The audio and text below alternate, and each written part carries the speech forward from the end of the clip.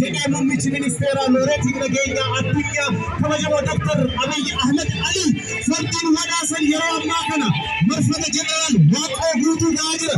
Marti keessanuu hamilee mooraaliidhaan nu simadda iddoo marfata jeneraal Waaqoo guutuu kana nuubanaa bakka kana bakka haadhanii siddina qaamota nageenyaa keenyaaf ajajamaatii gidduu marfata Waaqoo kun dubaataa qaba.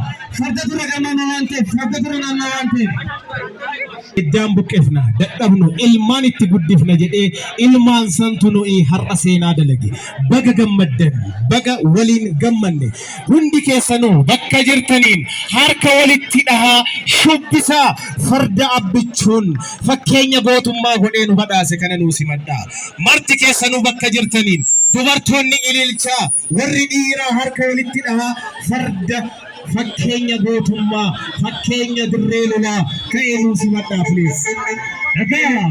Guyyaa seela qabeessa guyyaa goota misoomaati isiniif mala jechuudhaan muummichi ministeeraa biyya keenyaa ilmi abbaa gadaa bichuu abbaa malaa farda gootaaf malu nu badhaasanidha. Maarree sagantaa kana simachuudhaaf hawaasni godina Baaleef naannoo ishee hundi magaalaa Roobee dabalatee aanonni godina Baalee hanga Baalee baatti otoo nafin asitti argamu. Maarree fardi hawwinaan eeggachaatii jirru dhufee toora nutti dhiyaatee jira. Marfata Waaqoo guutuu cinaatti dhiyaatee jira waan ta'eef iddoo marfata Waaqootiin banaluu ta'uu qaba.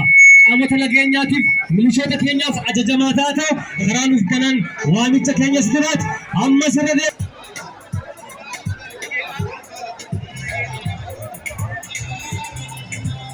Marree Baalee biyya misoomaati, Baalee biyya nageenyaati, Baalee biyya jaalalaati, Baalee biyya quufaati, Baalee gootaaf maaltu mala kennaa gootaatu malaaf fardatu malaaf Waaqa dur fardaan gammaame Haji Adam Saddoo fardaan lolane adawaatiin ni cimne haqa qabna marree abbichuutu farda nuu kenne guyyaan seena qabeessa.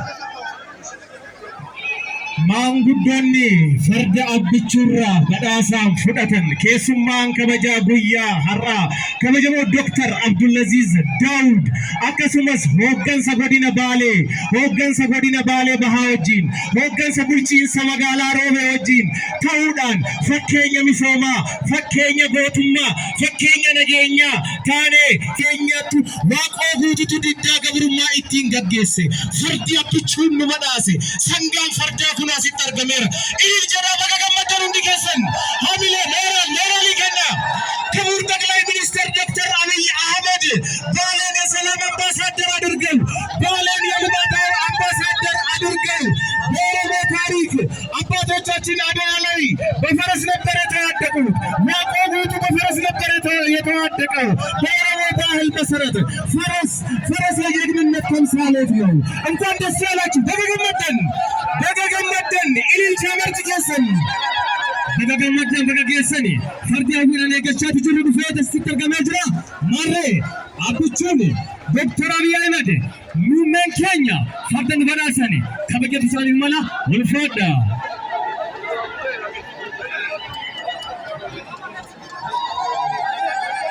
Egaa guyyaan har'aa guyyaa gammachuu akkuma ta'etti osoo jiru gammachuu kana karaa seeraatiin yookiin karaa seera qabeessa ta'een qooddachuun baay'ee barbaachisaadha waan ta'eef gammachuu kana qooddachuuf akka dhuftan hin beekna.